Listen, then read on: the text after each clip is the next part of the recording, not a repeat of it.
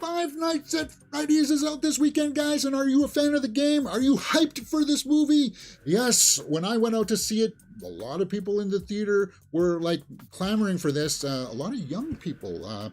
I underestimated the anticipation for this film, Five Nights at Freddy's, based on the video game. A troubled security guard begins working at Freddy Fazbear's Pizza.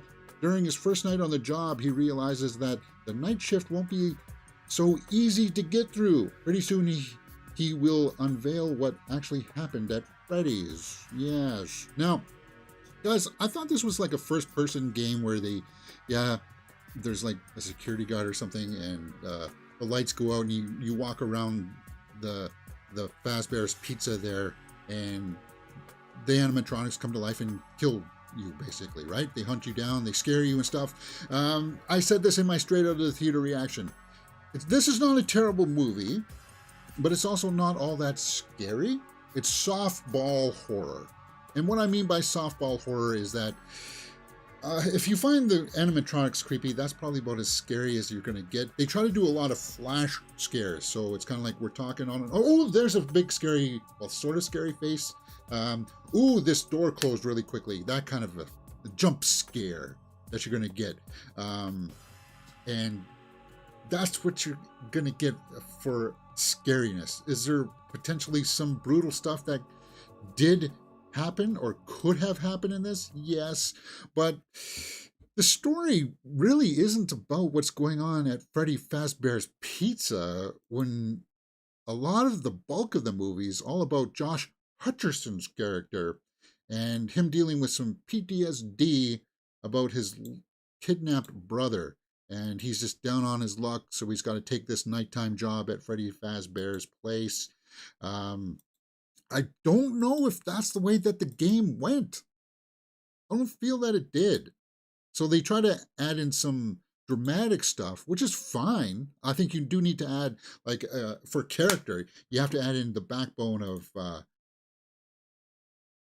some kind of other element. But once you get into that background of, oh yeah, he's dealing with some psychological issues, it's kind of like, I would prefer to see that movie rather than, you could just totally jettison all of the animatronic stuff, because you get so engrossed in him trying to figure out what happened to his brother, and you're like, you get invested in that. A lot has to do with Josh Hutcherson's performance, which I was worried about going into this, that it would be just kind of like a throwaway performance, and it's not. And the girl who played this sheriff also did a good job. She caught my eye. So looking at her, who does she plays Vanessa, this Elizabeth Lale. Matthew Lillard is kind of like the guy who gets him the job at Freddy Fazbear's. But this Elizabeth Lale, she'll catch your eye too if you go out and see this. Console Girl U, I can read up Robot Chicken, Ordinary Joe Gossip Girl. So she's done a lot of TV stuff. She caught my eye, and I want to see more from her from this movie, Five Nights at Freddy's. So, as I said, I don't know that much about the game. I said that it's not a terrible movie. So let's try to begin filling out the score sheet here. Acting-wise, Josh Hutcherson brings it, and so does Matthew Lillard. So I'm going to give acting, directing and story out of a possible 2 points each. I'm actually going to give acting 1.5, despite it being kind of like all about jump scares, because as I said, there is that other narrative in there, the more dramatic stuff, where Josh Hutcherson actually really brings it. Hutcherson, right? Directing is where it falls flat on its face. Directing and the execution of that story, it felt mixed. Like, as I said, there's that dramatic story, and then, oh yeah, I forgot, this is supposed to be a scary movie about animatronics coming to life, and you're like, I think a lot of people are going to find that confusing. A lot of people won't like that mix, because that's a delicate mix that you have to put together. So, could I possibly give a little bit more? I'm giving it because of technical aspects. The cinematography and score are at a possible 1 point each, and they were serviceable. So the directing was able to handle it well enough that I think I got to directing for some pacing issues. This movie is a little bit long. There's definitely a lot more of this that could be cut out, but then it becomes almost like two movies. And as I said, that disparity there is going to really throw people off for that element. And based on that, it's got an interesting premise, which gives you 0.5 right up off the bat. Do I want to revisit it? Could it be, is there a potential there for a better story to be told? Yes, there is. So based on that, I would give 4.5.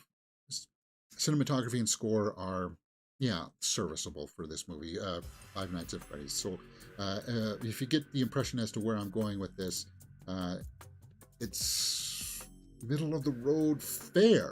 Let's go over to the tomato meter and see what people are saying about this movie. Oh, mercy. 26% by critics, 81 reviews. Let me refresh that. We'll take a look at the snapshot reviews. Okay, so it is going up. No, it's not. 26%. It was 21 yesterday, wasn't it? Emma Tammy directs, and I don't know if this is going to be good for her, man. Let's take a look at somebody who didn't like it from Detroit News, saying, only fans who come to hear the game's catchphrases and callbacks will feel seen. Anyone else is better off bellying up to the bar at their local Chuck E. Cheese. IGN Movies didn't like it. Expanding the game's simple primal premise will surfeit of character melodrama with a surfeit. See, again, you're trying to use big words there and trying to sound like you're, I don't know. No, that doesn't work for me. CNN, a weird horror concoction, fleetingly clever in early going before gumming up the gears down the home stretch. Yeah. Richard Krause liked it, said fans of the video game may get an extra charge out of the film's Easter eggs. Yeah, you do get the impression that there's a lot of Easter eggs. Director Emma Tammy provides fan service while the screenplay Cawthorne, Seth Cudback, and Emma Tammy go hard on the psychological drama. Movie Freak, who liked it, said, my inner tween went wild on multiple occasions, and if I'd been introduced to Freddy Fazbear and his pals as a kid, it's safe to say we'd have been horror-loving friends for life.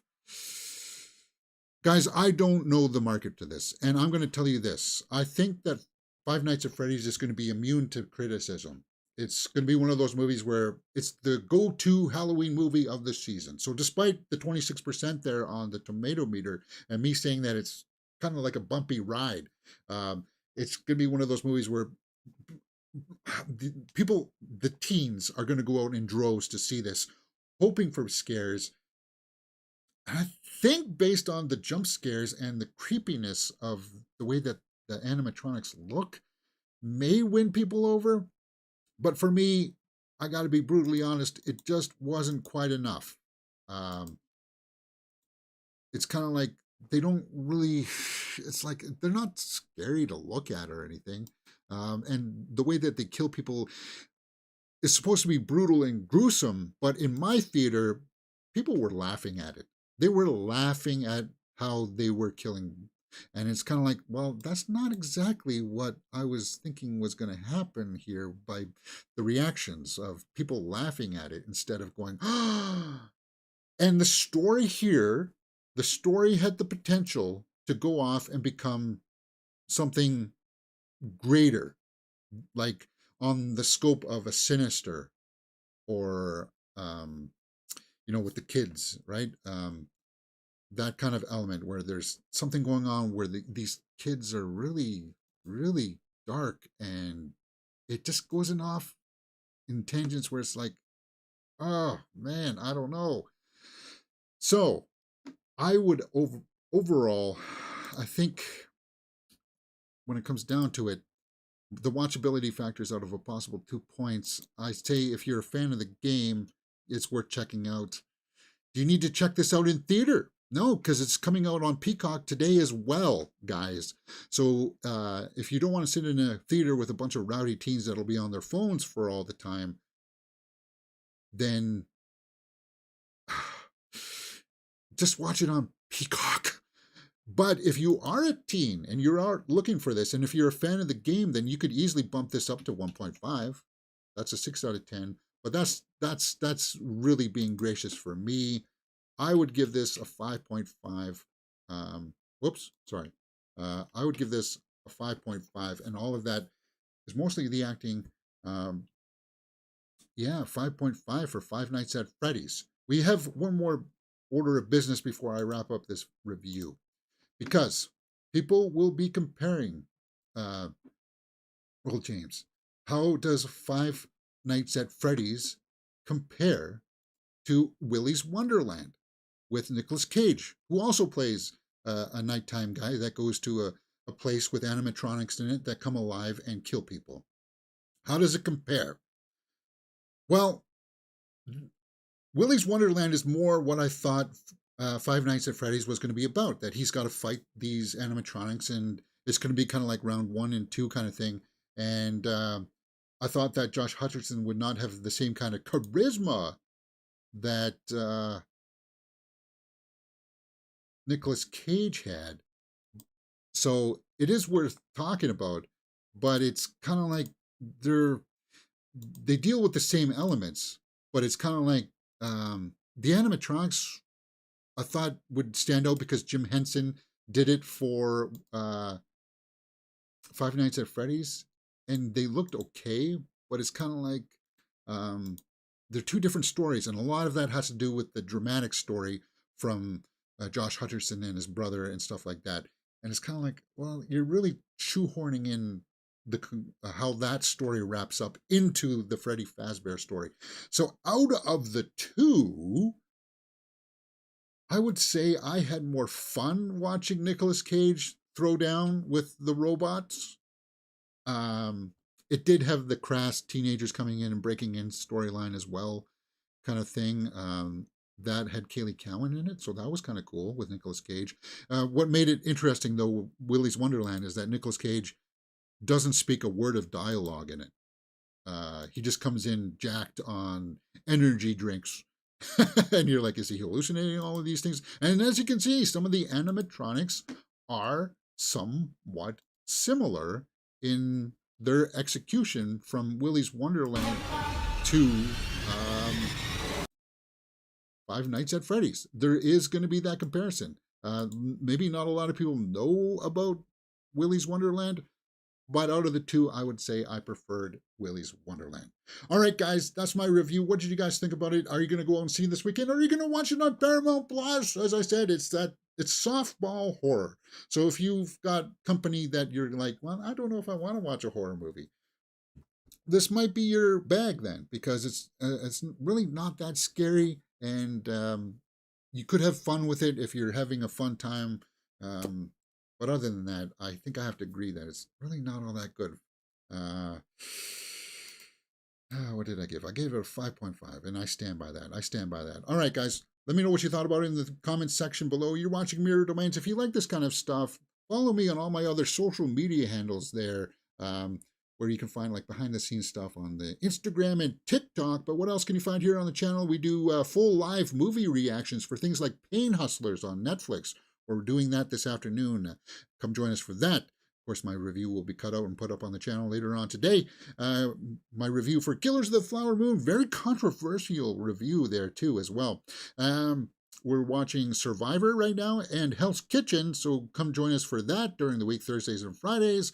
We watched the entire series of Fall of the House of Usher. Great, phenomenal series. Mike Flanagan delivers once again. Unbelievable.